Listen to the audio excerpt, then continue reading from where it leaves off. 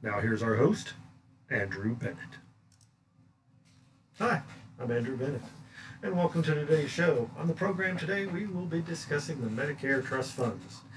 Now, you may have heard that Medicare is nearly bankrupt or insolvent, and we'll address that tonight.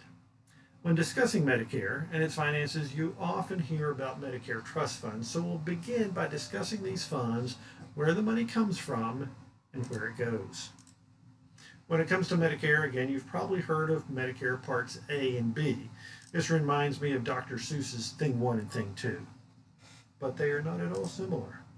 Part A is generally referred to as hospital insurance, and it covers hospital charges, surprise, surprise, skilled nursing facilities, nursing home care, home health care services, and some hospice services.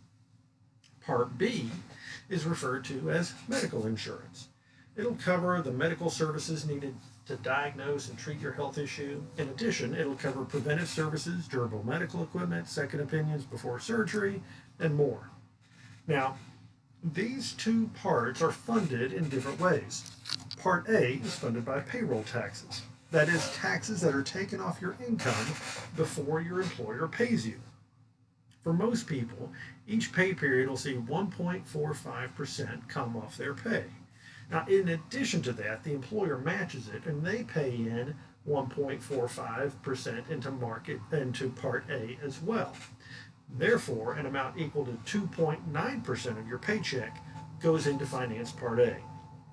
Finally, if you make more than $200,000 as an individual or $250,000 as a couple, you pay an additional 0.9% towards Part A. The employer does not match this additional amount. Now, where does this money go? It goes to the HI, that is the Hospital Insurance Trust Fund. Now, I don't know about you, but when I hear trust fund, I think of a great big pot of money earning interest or dividends. Now, that trust fund just gets bigger and bigger all the time, and all we do is use the earnings and we leave the bulk of it alone, right? Wrong. That's not actually how the HI Trust Fund works at all. It really works almost like a checking account. Money comes in and money goes back out. There's a balance from year to year, but it's not huge, and that balance is used when income from the payroll taxes is not enough to pay all the bills. As you can see from the chart to the left, the balance at the end of 2017 and 2018 are very similar, only $2 billion difference. However, in the course of the year, there was income and expenditures of over $307 billion. Money in and money goes right back out. Not what I usually think of when I hear trust fund. Now, you may have noticed that the initial balance was $202 billion and the ending balance was only $200 billion. That is what the problem is in the long term, or really actually not so long term at this point. There's more money going out than coming in. In addition, there's this dynamic where baby boomers are still retiring and there's fewer workers per retiree paying in that payroll tax. At the same time, we just came out of the Great Recession, and now we have a pandemic slowing down the economy. A slow economy means fewer people are working. Fewer people are working means fewer payroll taxes. Now, this next part is very interesting. At least it's interesting to me because obviously I geek out about this stuff.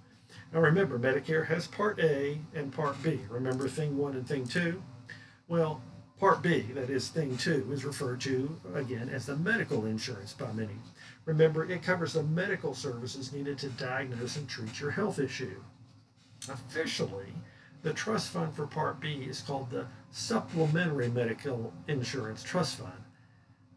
I think that's a bit of a misnomer, as this trust fund is actually where the majority of charges are. What's supplementary about that? Now, here's where it gets interesting. The Part B trust fund is part of the general federal budget.